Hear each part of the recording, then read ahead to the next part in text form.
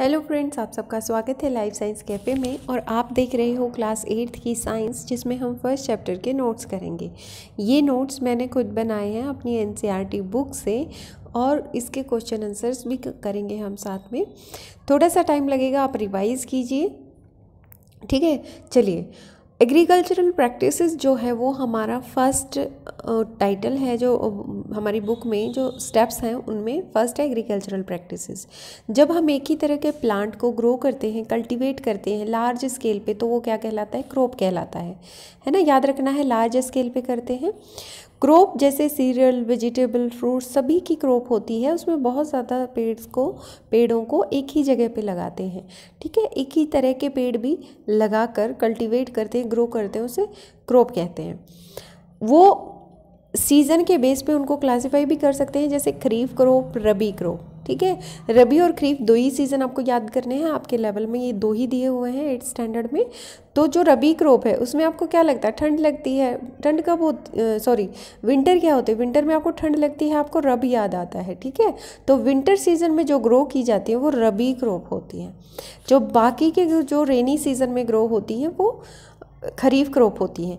खरीफ crop rainy season जैसे India का हमारा जून टू सितंबर होता है, ठीक है। उसमें पैडी, मेज, सोयाबीन, ग्राउंडनट, कॉटन, ये वाला खरीफ क्रॉप में आता है, ठीक है। विंटर्स में हमारे जो टाइम पीरियड होता है विंटर का, वो अक्टूबर टू मार्च होता है, ठीक है।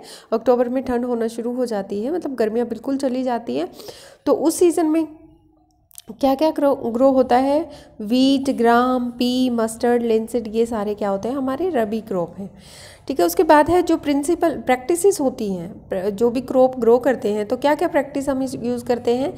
पहली प्रैक्टिस है जैसे सॉइल को प्रिपेयर करना, फिर उसमें बीज बोना, फिर उसमें खाद डालना, फिर पानी डालना, फिर उसको वीड से जो अनवांटेड प्लांट पैदा हो जाते हैं क्रॉप में उनको हटाना, फिर उसको हार्वेस्ट करना और स्टोर करना सबसे ज़्यादा इंपॉर्टेंट है, ठीक है। वैसे सोइंग भी बहुत ज़्यादा इंपॉर्टेंट है, और स्टोर करना भी। जैसा हम बीज डालेंगे वैसा ही हमें फल मिलेगा। तो साफ़ सुंदर, बिना किसी खरपतवार के, बिना किसी बीमारी का बीज होना चाहिए। चलिए फर्स्ट स्टेप देखते हैं, प्रिपरेशन ऑफ सॉइल। सॉइल को किस तरह से प्रिपेयर करते हैं? जो फर्स्ट स्टेप है before preparation of before growing seed, sowing seed, first step is preparation of the soil. ये सीड को बोने से पहले का है, क्रॉप को ग्रो करने का किससे पहले का है। इससे क्या फ़ायदा होता है? देखिए, जैसे ही हम सॉइल को तैयार करेंगे तो वो सॉफ्ट हो जाएगी। तैयार कैसे करेंगे? उसको किसी भी प्लोइंग करके, जैसे मतलब बहाना होता है, खेत को बहा देते हैं। नीचे की मिट्टी उखड़ के ऊपर आ जाती है और ऊपर की मिट्टी नीचे चली जाती है, तो ऊपर जो भी कोई खरपतवार है या कोई भी चीज़ है वो नीचे ज़मीन में दब जाती है, ठीक है। तो उससे हमारी मिट्टी जो है उपजाऊ हो जाती है, तो इससे ढीली भी हो जाती है, जिससे रूट पेनिट्रेट करती हैं, सॉइल के अंदर घुस जाती हैं। तो लूजेंट सॉइल जो होती है, जो ढीली मिट्टी होती है, वो अर्थवॉर्म्स को, जो माइक्रोब्स होते हैं, दूसरे जीवों को उसमें ग्रो करने में हेल्प करती है। तो जो टर्न की हुई मिट्टी होती है, लूज़ की हुई मिट्टी होती है, वो ह्यूमस ऐड करती है, क्योंकि जो भी पौधे उस पर ग्रो कर रहे थे वो सारे अब नीचे दब के ह्यूमस का काम कर रहे हैं। जो प्रोसेस होती है लूजनिंग की और टर्निंग की सॉइल को, उसको टिलिंग या प्लोइंग कहते हैं। उसके बाद है sowing of the seed. Important part है ये क्रॉप प्रोडक्शन में। क्रॉप को, बीजों को बोने से पहले अच्छी क्वालिटी के सीड सेलेक्ट करने चाहिए। वो सीड क्लीन होने चाहिए, और सीड ऐसा लेना चाहिए, लेते हैं फार्मर्स खुद ही, जिनकी हाई यील्ड होती है, ठीक है। आसपास में देखते रहते हैं किसके खेत में ज़्यादा पैदावार हुई है, उनसे पूछते हैं, फिर वहीं से वो सीड लेके आते हैं, तो उनको ज़्यादा पैदावार वाले सीड चाहिए। थर्ड स्टेप है हमारा एडिंग मैन्योर एंड फर्टिलाइजर्स। उसमें फिर वो खाद डालते हैं। जैसे ही हमारे प्लांट उग जाते हैं, उनको लगता है अब इनको ताकत की ज़रूरत होती है, तो वो कोई भी सब्सटेंस उसमें ऐड करना जो सॉइल को न्यूट्रिटिव बनाता है, न्यूट्रिशन देता है हेल्दी ग्रोथ के लिए, प्लांट्स की हेल्दी ग्रोथ हो जाने के लिए, उसे मैन्योर या फर्टिलाइजर कहते हैं। अब यहाँ पे आपने एक चीज़ याद रखनी है, मैन्योर अलग चीज़ है और फर्टिलाइजर जो है वो बिल्कुल अलग चीज़ है। मैन्योर क्या है? ऑर्गेनिक सब्सटेंसेस से बना होता है, जो प्लांट और एनिमल वेस्ट होता है उसको डिकम्पोज करके मैन्योर बनाते हैं। फर्टिलाइज़र क्या है, वो केमिकल सब्सटेंस है जो फैक्ट्रियों में तैयार होता है। वो किसी एक पर्टिकुलर न्यूट्रिएंट्स में रिच होता है, मतलब उसमें भरमार होती है उस न्यूट्रिएंट की। जैसे NPK लेके आते हैं, NPK का सॉल्यूशन लेके आते हैं, उसमें नाइट्रोजन और फॉस्फोरस और पोटेशियम होता है सबसे ज़्यादा। तो केमिकल्स ज़्यादा इफेक्टिव होते हैं, लेकिन इनका बाद में नुकसान भी बहुत ज़्यादा होता है, क्योंकि इनकी जो कंसंट्रेशन है वो प्लांट्स में जाती है, प्लांट से वो ह्यूमन में जाती है, उसी तरह से वो नुकसान ज़्यादा है, फ़ायदा कम है। फर्टिलाइजर्स जो प्रोड्यूस होते हैं फैक्ट्रियों में, वो एग्जाम्पल देख लो उसमें, जैसे urea, ammonia, sulphate, sulphur, phosphate, potash और NPK नाइट्रोजन, फॉस्फोरस और पोटेशियम मैंने बताया था। तो NPK फर्टिलाइजर्स को आप ज़्यादा याद रखोगे। अब ये है इसका जो डिफरेंस है दोनों का, फर्टिलाइज़र और मैन्योर में क्या डिफरेंस है। फर्टिलाइज़र एक ऑर्गेनिक सॉल्ट है, ठीक है।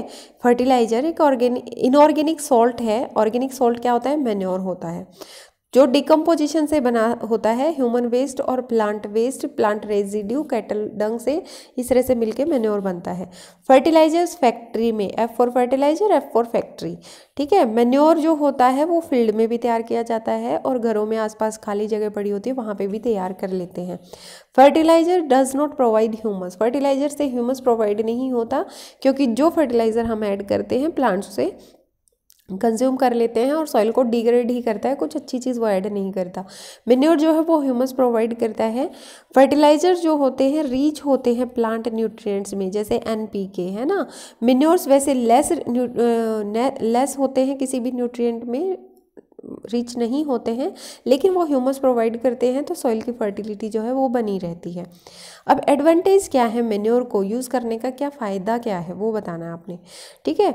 तो जब हम ऑर्गेनिक चीज़ डालते हैं मिट्टी में तो उसकी फर्टिलिटी बढ़ जाती है, ठीक है, इसलिए उनको फर्टिलाइज़र से ज़्यादा इफ़ेक्टिव मानते हैं, तो इसको हम स्टार दे देते हैं, ये अच्छी चीज़ है। ये एनहेंस करता है वाटर होल्डिंग कैपेसिटी को, जो पानी पकड़ने की क्षमता होती है मिट्टी की वो बढ़ जाती है। It makes the soil porous, इसकी वजह से ये भी क्या है, एक तरह से मिट्टी ही बन जाती है। मैन्योर जो होता है, खाद जो होती है वो मिट्टी में मिलकर मिट्टी ही बन जाती है, जो पोरस बनाती है, मतलब उसमें पोर्स ज़्यादा अवेलेबल हो जाते हैं, जिससे गैसेस एक्सचेंज इजीली होता है।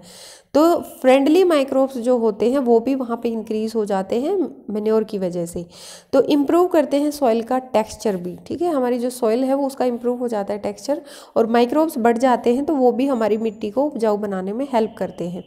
उसके बाद आता है इरिगेशन। इरिगेशन क्या होता है, जब पौधा हमारा बढ़ने लगता है, हमने उसमें खाद भी डाल दिया तो उसे पानी की ज़रूरत होती है, ठीक है। इरिगेशन क्यों ज़रूरी है, जर्मिनेशन ऑफ सीड से लेकर प्रॉपर ग्रोथ, फिर डेवलपमेंट जो होता है फ्लावर फ्रूट का, सीड का, हर जगह पे उसकी ज़रूरत होती है, तो इसलिए जो पानी है वो बहुत ज़्यादा ज़रूरी है। पानी हमेशा रूट से एब्जॉर्ब किया जाता है, प्लांट्स रूट से एब्जॉर्ब करते हैं। पानी के साथ साथ मिनरल और फर्टिलाइजर्स भी एब्जॉर्ब हो जाते हैं मिट्टी से, इसलिए पानी की ज़रूरत होती है। अगर किसी ने फर्टिलाइज़र ऐड किए हैं मिट्टी में तो वो पानी डालना ज़रूरी है, क्योंकि बिना पानी के वो एब्जॉर्ब नहीं होंगे। प्लांट्स जो होते हैं 90% वाटर से बने होते हैं, ठीक है। जो सप्लाई होती है वाटर की वो कई इंटरवल पे देते हैं, जिसे इरिगेशन कहते हैं, है ना। जैसे वीट प्लांट में ही 6-7 इरिगेशन होती हैं, कई बार पानी दिया जाता है।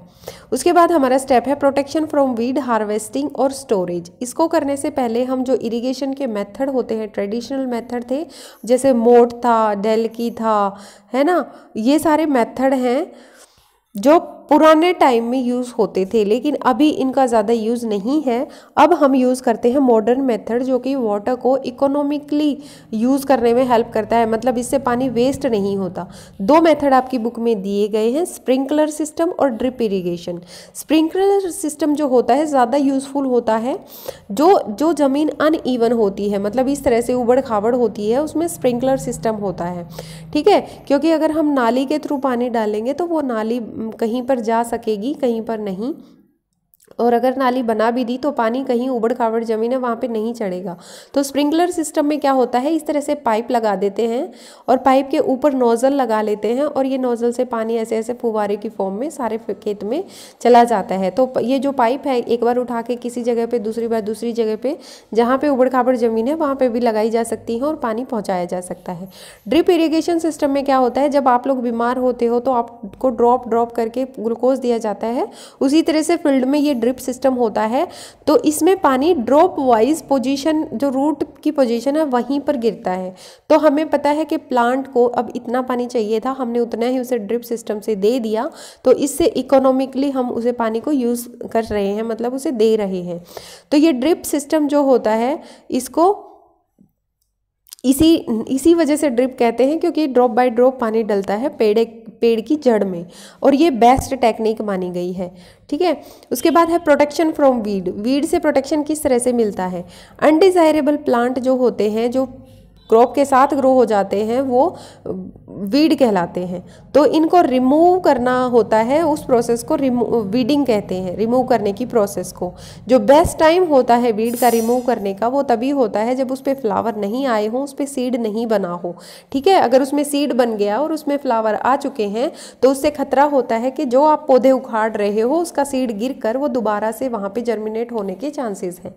ठीक है, तो आपकी मेहनत भी ज़्यादा लगेगी और कुछ फ़ायदा भी नहीं होगा। वीडीसाइड यूज़ होते हैं वीड्स को कंट्रोल करने के लिए, जैसे 2,4-D आप याद कर सकते हो, ये कंट्रोल करता है। उसके बाद आता है हार्वेस्टिंग। हार्वेस्टिंग क्या होता है, जब क्रॉप पककर तैयार हो जाती है तो उसको काटने की प्रोसेस को हार्वेस्टिंग कहते हैं। ये देखिए कंबाइन मशीन है जिसमें अपने आप कट जाता है और उसका जो हस्क होता है, भूसा होता है, वो अलग हो जाता है। कंबाइन मशीन, ये भी आपकी बुक में दिखाया गया है।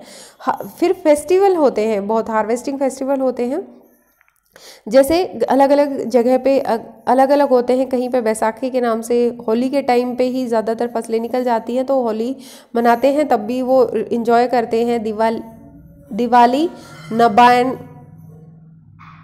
नबन्या और बीहू, ये अलग अलग स्टेट के अलग अलग हैं। जब क्रॉप निकालते हैं या पककर तैयार हो जाती हैं तो वहाँ पे फेस्टिवल मनाया जाता है, वो खुश होते हैं। फिर है स्टोरेज। जब हमने क्रॉप को ग्रो कर लिया, हमें सीड्स मिल गए, ग्रेन मिल गए हैं, तो आपको उसको स्टोर करना है। तो क्रॉप ग्रेन जो होते हैं उनको ज़्यादा टाइम के लिए रखने के लिए, सेफ और मॉइस्चर फ्री जगह पर रखने के लिए, इंसेक्ट रेट से फ्री रखने के लिए, माइक्रो ऑर्गेनिज्म से फ्री कर रखने के लिए सिलोज होते हैं। ठीक है, ये जैसे हमारे भारतीय खाद्य निगम ने बनाए हुए हैं, तो वो क्या करते हैं, इतने ज़्यादा, क्योंकि हम लोगों के पास इतनी फैसिलिटी नहीं होती कि हम घरों में इतने बड़े बड़े सिलोज बनाएं, तो ये गवर्नमेंट करती है, इस फॉर्म में इनको स्टोर करके रखती है ताकि वो मॉइस्चर, इंसेक्ट, रेट और माइक्रो ऑर्गेनिज्म से बचे रहें। फिर दूसरा होता है ग्रेनरीज में। ग्रेनरीज होती है इस तरह से बोरियां भर भर के बड़े से छत के नीचे इनको लगा देते हैं ताकि वो सेफ रहें। अब जो होता है, ड्राइड नीम्स को भी यूज़ करते हैं ग्रेन्स को स्टोर करने के लिए घरों में, ताकि हम जो घरों में थोड़ा बहुत हमारे पास ग्रेन है, कुछ भी अनाज है, हम उसको अच्छे से स्टोर कर सकें। फिर आता है फूड फ्रॉम एनिमल्स। जो खाना है वो एनिमल से भी हमें मिलता है, जैसे हमें पौधों से मिलता है उसी तरह से एनिमल से भी मिलता है। फार्म में हम एनिमल्स को रखते हैं, उनको proper care, proper food, proper shelter provide करते हैं, और ये लार्ज स्केल पे जब होता है तो इसे एनिमल हस्बेंड्री कहते हैं। इसमें कंफ्यूज नहीं होना है आपने। ठीक है, इस वीडियो में सिर्फ इतना ही। Thank you for watching life science cafe. मैंने 10 मिनट बोला था और 13 मिनट हो गए हैं, इसके लिए मैं माफ़ी चाहती हूँ। पढ़ते रहिए, आगे बढ़ते रहिए, जल्दी ही मिलेगी आपको क्वेश्चन आंसर की series. Thank you once again.